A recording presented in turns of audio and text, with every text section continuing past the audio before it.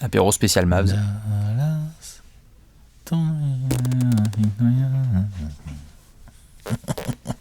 Je remonte mes manches. Hop, obligé là. Hein. Ouh là là, bah dis donc, le Texas cette année. Si vous cherchez l'état dans lequel ça joue le moins bien au basket cette année, arrêtez de chercher, c'est le Texas.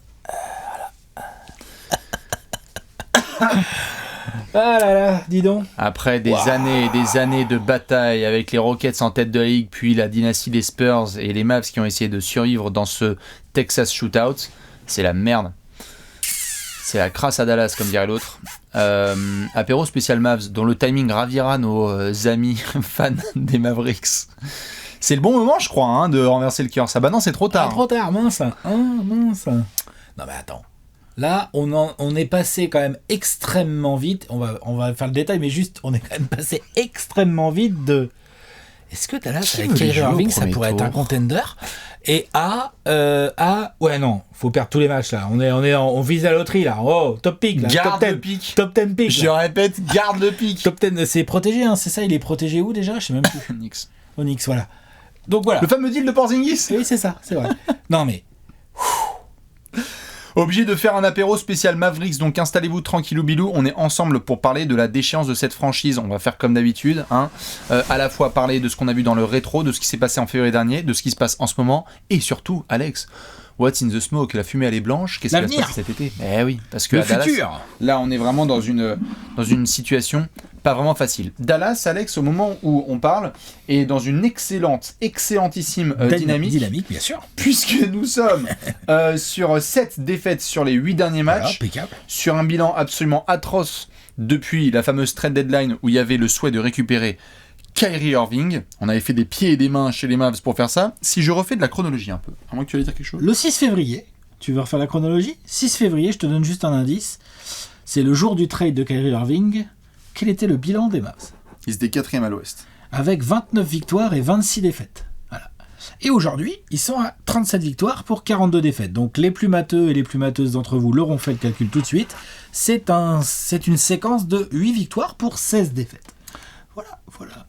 On va en parler en détail, des éléments de cette série de défaites et de qui c'est la faute. Tout à fait, la chronologie. Lorsqu'on s'est vu en début de saison, on a dit tiens Alex, super, 30 prévus en 30 jours, on a Luka et les Louquettes, on se disait bon, super, c'est très bien, il a un niveau de MVP, mais ça tâtonne. Certes, top 4 de la conférence Ouest, mais dans un groupe assez resserré à l'Ouest, où en fait 2 défaites t'emmènent dans le top 10. Et on se disait depuis longtemps qu'il fallait un vrai bras droit de type All-Star aux côtés de Luka Doncic. C'était un désir profond des Mavs. Pourquoi? Parce que ça se voyait dans d'autres franchises qui cartonnaient. Et que Jalen Brunson venait de partir contre Peanuts en juillet pour devenir un quasi All-Star avec nos amis les Knicks.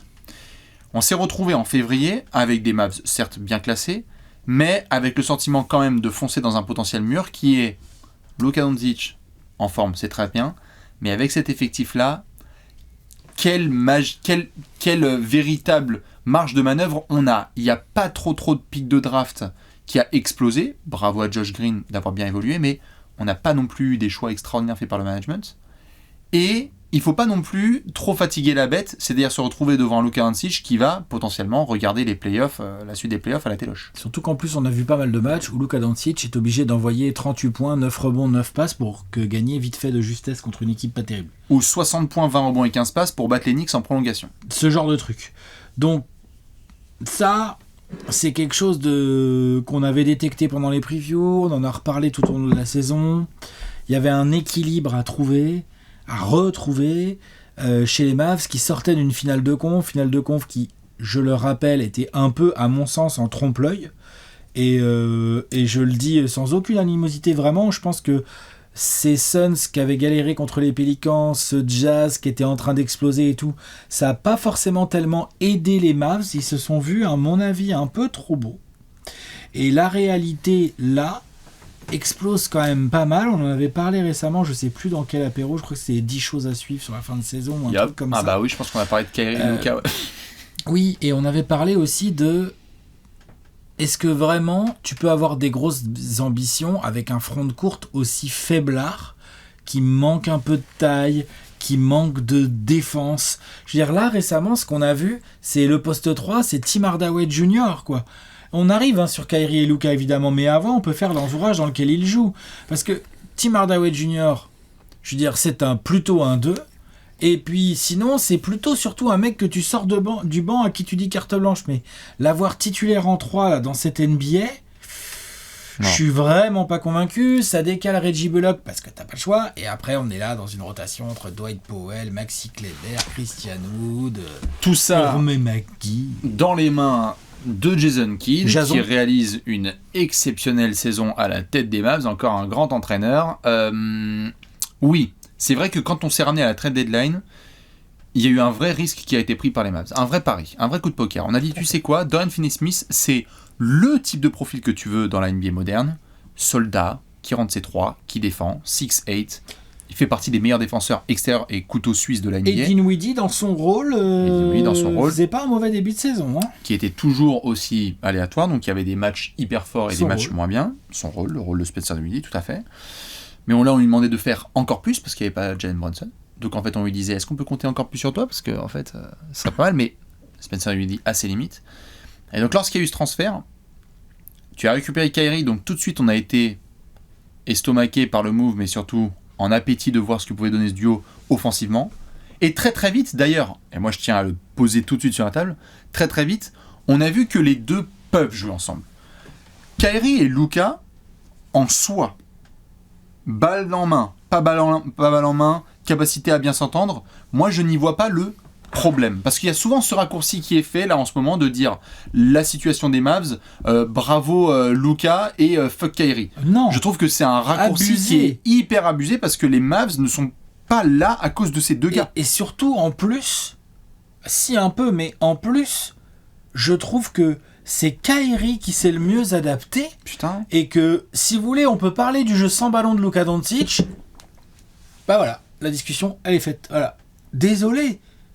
On peut parler de sa condition physique, on peut parler aussi du fait qu'il n'est pas bien dans sa peau en ce moment et que ça se voit. Oui. Alors ça n'empêche pas de stat pad, il n'y a pas de problème, il envoie de la stat dans tous les sens, il n'y a pas de problème, il peut te gagner des matchs quand même s'il est ailleurs et tout. Mais moi je trouve que Kyrie Irving est arrivé avec des bonnes intentions, ça se voyait. Et il n'a pas apporté de... Enfin je veux dire, il y a eu 2-3 déclarations à la con, parce que c'est les conférences de presse, Kyrie. et tu sais que t'as Kyrie, mais c'est pas comme s'il faisait ça, et derrière, tout à fait, c'est pas comme s'il faisait ça et qu'il était à 12 points de moyenne. Il les a sauvés dans un nombre de money time malgré leur bilan. Complètement d'accord. Il y a eu des money time de Irving où ils ont fait balle à Kyrie et en fait show must go on, quoi. L'erreur pour moi, elle est bien au-delà du terrain réel où le talent de Kyrie Irving et le talent de Luka Doncic mériteraient d'être associés.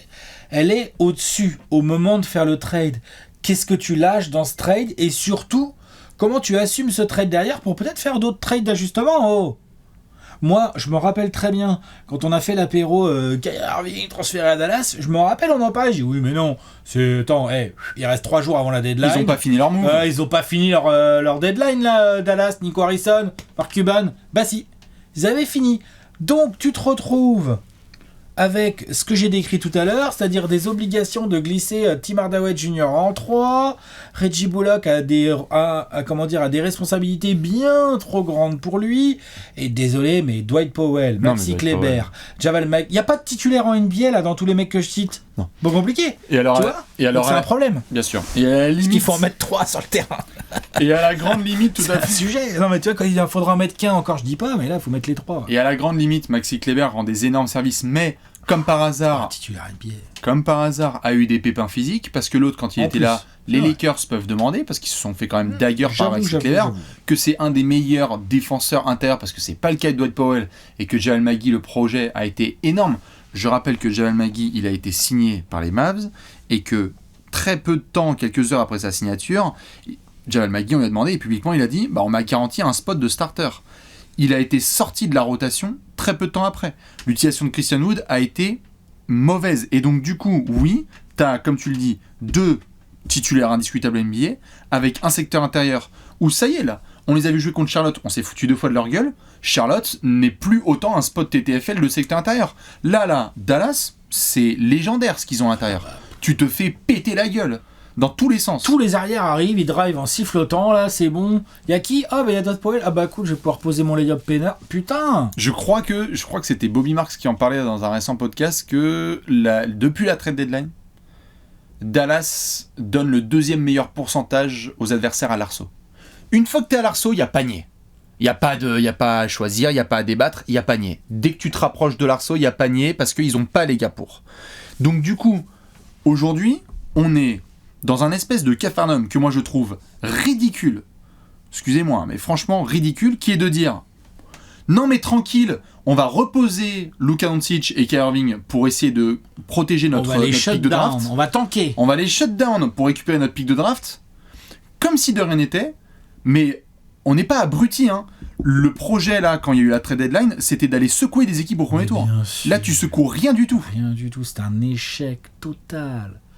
C'est une erreur. Donc oui, tu peux aller protéger un pick, mais c'est du management et ensuite prolonger dans la main de Jason Kidd. Voilà ce qui se passe. Kidd. Après, on peut incriminer les joueurs, on peut dire Kyrie les déclats et tout. Moi, je trouve que sur le terrain, il a plutôt fait le boulot. Pas en défense, des fois je vois, mais oui.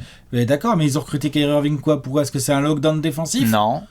Pardon, c'est pas pour ça que tu recrutes Kyrie Irving. Et quand même tu fais ce trade, on a vu déjà dans l'histoire de la NBA des trades qui se font en février où tu dis slow it down, on se retrouve cet été, et cet été tu ajoutes des pièces. Parce que si ça se trouve, Dallas, là on va en parler, ils ont une situation contractuelle dans laquelle, si ça se trouve, on va parler du dossier Kyrie Irving, mais Christian Wood, c'est libre cet été.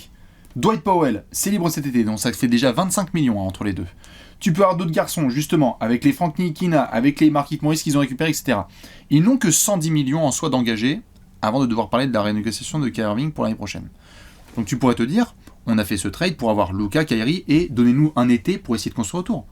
Le problème là, c'est que tu l'as vu comme moi, Kyrie va tester le marché de la free agency. C'est Kyrie. C'est Kyrie Irving. Ouais, les gars.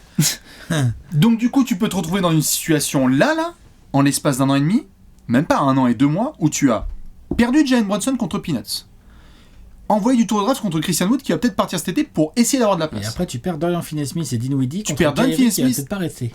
Contre ces gars, ils vont pas rester, mais putain. On se réveille. Et tout ça en conservant. Rick Carlisle, il était là, genre, vous savez quoi? Moi. Je vais retourner dans mon Indiana natal, moi. Enfin, natal, je sais pas, mais j'y suis bien là-bas. Et qu'il a dit pour l'anniversaire de Luka Doncic, je lui offrais quoi? Il dit je lui offre Tyrese Haliburton, et Tyrese Haliburton a fait un match de malade contre Luka Doncic, et c'était le premier à sourire avec Carlisle. C'est normal. Donc, la situation c'est que j'ai pas l'impression que, même en tankant là, ils vont se débarrasser de Jason Kidd. J'ai l'impression qu'il va vraiment rester. Hein. Ouais. Toute la question... Mark Cuban et les anciens gars. Toute la question qu'il faut se poser, c'est effectivement... Kyrie Irving va aller tester le marché. On va voir ce que le marché va lui proposer. À Kyrie Irving, on va voir. Je dis pas qu'il va pas avoir d'offre, attention. Hein. Mais fut une époque, l'été dernier, où il voulait se faire trader et visiblement, il n'y avait pas full au portillon pour faire le trade. C'est vrai. Après, là, Sean Marks, il a réussi à monter le trade. Il n'avait plus le choix, de toute façon, Sean Marks. Les Nets, là, ils sont comme ça. Il a monté un trade, c'est clair. Chat perché, ils sont les Nets. Ils sont chat perché, les mecs, c'est clair. C'est clair. Allez-y, il est stable. Quand tu regardes la contrepartie, évidemment que Dorian Finney-Smith, Dinwiddie et des pics de draft, la valeur, le meilleur joueur du trade, c'est Kyrie Irving, c'est sûr. Par contre, l'équipe qui se sort le mieux de ce trade, c'est probablement les Brooklyn Nets. Surtout si Dallas va se retrouver devant un choix entre mettre un max sur longtemps à Kyrie Irving ou le perdre contre rien. Ça, c'est un bon gros dilemme pourri, quoi. Bien pourri comme dilemme. Dans les mains de Mark Cuban. Surtout qu'en plus, et de Nico Harrison. Moi, le truc qui me fait le plus peur là-dedans, pour les Mavs, c'est... Luka Doncic, il est pas bien là, en ce moment. Il a des problèmes perso avec sa mère, il y a des histoires juridiques, de business, avec la famille, des trucs qui ont l'air pas terribles, et je peux tout à fait comprendre que ça le perturbe et tout ça. Que vous pouvez retrouver sur le site de Trash Talk avec des histoires de marque. C'est bien expliqué, des histoires de marque entre sa mère et lui et tout. Il est pas bien. Il est pas bien dans sa tête. Il est pas bien dans sa peau. Sa condition physique, là, ça se voit, c'est pas extraordinaire. Donc sa technique, son talent, son génie font qu'il arrive à faire illusion, mais il arrive plus à faire gagner les Mavs. Et ça, c'est important parce qu'avant, il y arrivait. Il faut qu'il soit à 4 millions, il faut qu'il soit en 60-20 pour les faire gagner. Est-ce qu'il n'y a pas un moment aussi où Luka Doncic va faire les gars, moi je viens d'avoir Pat Riley au téléphone, ce qu'il me propose là à Miami, c'est quand même... Je me demande si je vais pas aller faire un tour quand même à la plage. Vite fait. Non mais attends. S'il y en a bien, franchement, s'il y a bien un volcan bien volcanique en NBA avec un caractère bien trempé qui est capable de prendre des décisions comme ça. Il est encore jeune, hein, il peut se dire attends, c'est quoi cette affaire ? Moi j'ai 23 ans, je suis même pas encore dans mon prime, moi je veux gagner des titres les gars, je veux pas jouer avec Dwight Powell et Maxi Kleber toute ma carrière. Non mais attends, pardon. C'est Luka Doncic, on n'arrête pas de dire que c'est un génie. Le mec va pas aller en play-off. Qu'est-ce que c'est que ça ? Il a raidé les Suns avec Davis Bertans et tout, stop. Le fait est que s'il est suffisamment malin, il y a un moment où il va se ramener à table et il va dire les gars, comment ça se passe ? Il y a eu des rumeurs balancées par Tim McMahon, et c'est même pas des rumeurs, c'est fondé que Luka avait de plus en plus de voix à la table, justement, des décisionnaires de Dallas, parce qu'il y avait la possibilité de prendre des bonnes décisions. Tu m'étonnes ! Parce que vu les décisions qui sont prises, c'est chaud. Moi, j'ai l'impression que, de base, j'aimerais bien que l'avenir se fasse sans Jason Kidd à Dallas, ce n'est que mon avis.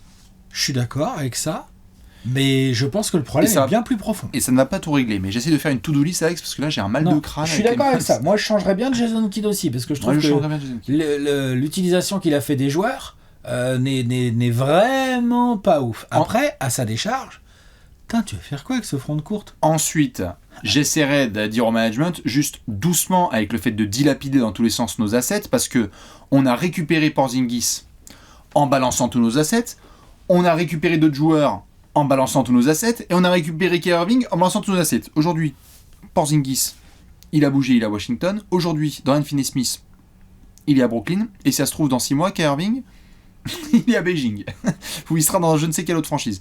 Donc du coup, ce serait bien déjà qu'ils aient de la marge. Dallas n'a aucune marge. Non. Dallas, ils sont à un Josh Green de pas se développer, d'être une des pires équipes de la ligue. Ah mais c'est clair. Genre, il a fallu qu'il y ait l'éclosion de ce genre de gamin pour avoir des bonnes...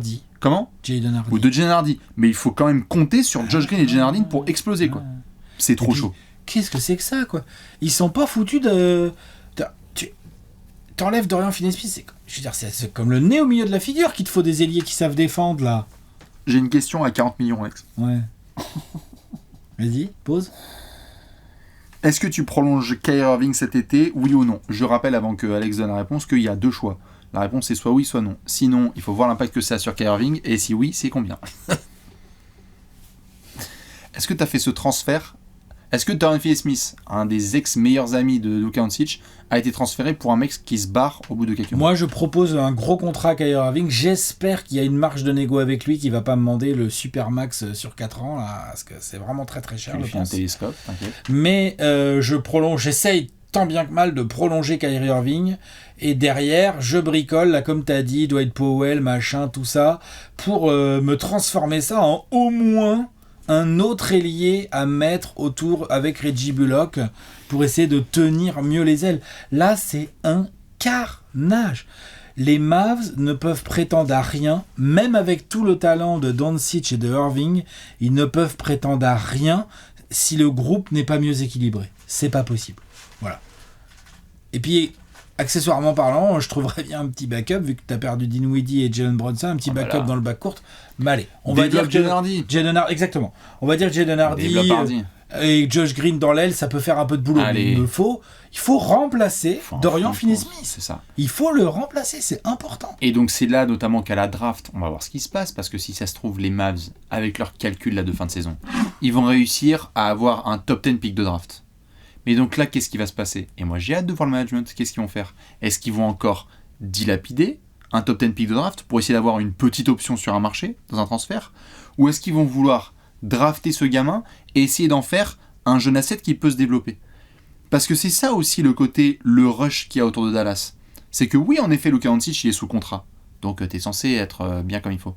Mais c'est la ligue des joueurs. Combien de joueurs on voit là qui signent des contrats et qui pètent des câbles et demandent à être transférés ?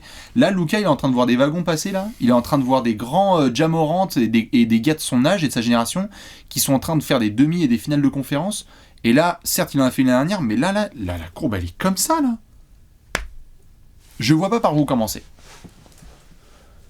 Parce qu'il existe vraiment le scénario, on en a parlé dès le trade de Kyrie. C'est par essayer de garder Kyrie quand même, tu vas pas le perdre contre rien quand même. Pour moi, c'est le début. Et idéalement, dans le même temps, tu es en train de dégager Jason Kidd et tu mets un autre type de coach à sa place. Mais après, il faut recruter le coach. Mais oui, non, tu commences par le coaching et essayer quand même de garder Kyrie Irving. Le problème, c'est que si Kyrie te dit, attends, ils ont les bird rights, du coup, ils les ont récupérés dans le trade ou pas ? Faut vérifier ça. Mais si Kyrie te dit, parce que moi, en fait, là, il y a je sais pas quelle équipe d'ailleurs. Ils ont récupéré ses bird rights. Qui pourrait foutre un gros paquet comme ça à Kyrie Irving cet été ? Faut regarder. Une équipe où Kyrie aurait envie d'aller. Tu vois ? Pas... je sais pas, Kyrie va faire attends, parce que moi, il y a les Raptors, là, ils me veulent absolument. Le Canada, je connais pas. Le sirop d'érable, j'aime beaucoup.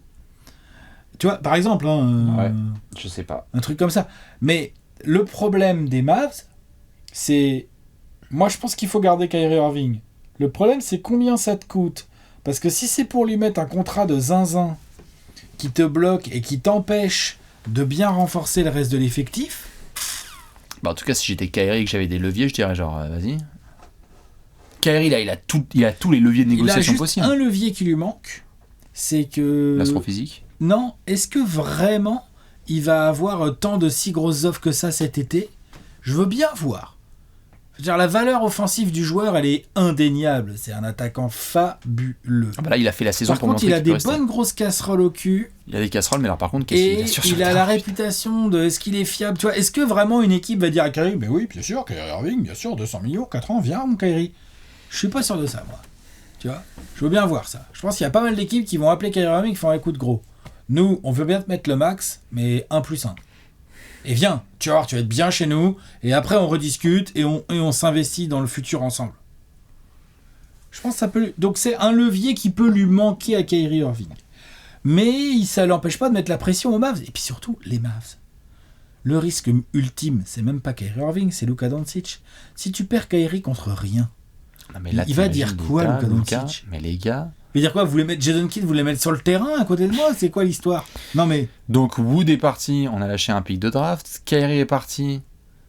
Jalen Brunson est un All-Star. Vous vous foutez de ma gueule ou quoi ? Même Porzingis, il s'est refait une dentelle à Washington. Oui, Porzingis. Genre là, tu fais un groupe là avec Jalen Brunson, Porzingis et Luka. C'est l'équipe qu'ils avaient il y a 1 an et demi. Ouais, mais il fait une belle saison, Porzingis. Donc voilà, c'est le bazar. Non, et le pari qui a été fait par les Mavs au moment juste avant la trade deadline, à début février, est perdu. C'est un pari perdu. Quand je vois des gens qui m'expliquent, oui, mais non, ils vont tanker, ils vont bottom, on va aller chercher un top 10 de draft. Déjà, après, il faut drafter. Qu'est-ce que tu vas drafter dans le top 10 ? Je te dis pas que tu peux pas avoir un bon joueur, mais c'est un bon joueur peut-être pour dans plusieurs années. Enfin, le pari est perdu. Et maintenant, ce qu'il faudrait réussir à faire, côté Mavs, c'est éviter de perdre encore plus. Éviter de flinguer ton futur là sur plusieurs saisons. Il va falloir trade aussi, putain. Les 2 autres plus gros contrats derrière Luka, c'est Tim Hardaway Jr. et Davis Bertans. Ça suffit. On avait des rumeurs sur les 2 à la trade deadline. Cassez-vous là. Ah bah il faut les trader, c'est chaud à trader. T'as vu le salaire de Bertans ? Qui va prendre ça ? Moi je te dis, Washington, ils sont là, ils font... Il y a Brooklyn, ils sont là, regarde les masses. J'espère ils sont là. Oh ouais. Tu veux qu'on prenne le contrat ? Ouais. Attache un pic. C'est sûr. Ils vont devoir lâcher des assets pour se débarrasser de certains contrats. C'est quasiment sûr et certain. Moi, franchement, je les piquerais jusqu'au sang, quoi. Ah, la vache. Mais ils nous font bien marrer, par contre. Ça, c'est le bon côté des Mavs. Ah bah alors, c'est qu'au moins, on rigole. Il n'y a pas un soir sans qu'on se tape des barres. On rigole. Leurs fans, ils en peuvent plus. Ils sortent des super punchlines. Moi, je me marre bien avec les fans de Dallas en ce moment. Non, franchement, ça, au moins, ça, on peut pas leur enlever ça. En termes d'ambiance et d'entertainment, Mark Cuban et Nico Harrison, ce sont des maîtres. Pour construire des équipes de basket, on en reparlera cet été. Waouh. Comme quoi, peut-être qu'avoir dirigé Nike, c'est pas aussi bien que ça pour ensuite diriger une équipe de NBA. Si c'était aussi bien géré que Nike, je pense qu'il y aurait une autre équipe autour de champion. Luka, il aimerait bien, ouais. Tu m'étonnes. Dans tous les cas, fans des Mavs, dites-nous vous ce que vous en pensez. Comment est-ce qu'il faudrait gérer cette situation ? Parce que là, ça sent 1, la fin de saison, 2, le début d'un autre calvaire qui s'appelle l'été de Kyrie Irving. J'ai déjà hâte de faire les 30 prix en 30 jours spécial Mavs et le coup d'œil dans le rétro. Moi, j'ai hâte d'être à fin juin. Incroyable. Kyrie Irving est en discussion avec les Clippers. Kyrie Irving est en discussion avec les Lakers. Kyrie Irving est en discussion avec Pat Riley. Kyrie Irving vient de téléphoner dans l'Indiana. Incroyable. Parce qu'il est capable d'aller n'importe où l'autre. Hein. Kyrie Irving de retour à Cleveland. Non. Incroyable, Kyrie accepte la mid-level exception. Il y a tout qui est possible. What? Il y a tout qui est possible. Il peut se fâcher aussi. Hein. Ça peut se finir en autre boudin. Kyrie Irving, je sais pas. On n'a pas eu de réaction de sa part, mais est-ce qu'il est content de se faire shutdown comme ça en fin de saison, Kyrie Irving, et de rien jouer? Je sais pas. Moi, je pense qu'il est bien à Dallas, honnêtement. Il est soutenu par un propriétaire qui fait ouais, vas-y. Quand on a perdu contre Golden State, on a posé plainte, on a déposé plainte. Et Mark Cuban s'est ramené au match suivant avec un t-shirt Defy Authority, ou je sais plus quel était son truc, genre en mode ouais, Kyrie, nous aussi, on n'en peut plus des décisionnaires. Nous, on n'est pas d'accord. Mark Cuban et Kyrie, en soi, je les vois bien avoir une relation longue. Fais gaffe que ça soit pas Doncic qui se saoule. Hein. Attention. Hein. Ah, moi, attention. Je suis Luka, là. Wow. Tous les signes, ils me demandent d'envoyer des gros. Attention, je sais que le tempering n'existe pas en NBA. Et les types se croisent sur les plages pendant l'été. Hein. Donc attention. Charlotte et Jokic, là, tu fais. Ouais. Ah bah, clair. Viens à Denver. Bah ouais. On se met entre Hitch, là. On se met entre Hitch. On roule sur la ligne. Extraordinaire. Tu mets les deux, là. Extraordinaire. Tu dis, regarde, on galère, là, à Denver. Là, Denver, moi, je suis on Denver, passe pas les demi. Jamal Murray, plus qui vous voulez. On prend Doncic. Et après, t'as un Doncic Jokic. Tu gardes juste un petit Aaron Gordon et Kentavius pour bosser entre les deux. Management de Denver la possibilité de les entourer. Oui, c'est arrêtez pas ça, le management de Dallas là, ça suffit. Doncic Jokic, j'avoue, tu m'as fait rêver là, j'aime bien. Ce serait bon ça. On y va fort. Ouais. Dites-nous ce que vous pensez de tout ça et on va suivre le dossier Dallas tout cet été. Des bisous, à la prochaine et bonnes vacances. Ciao. Les Dallas. Ciao.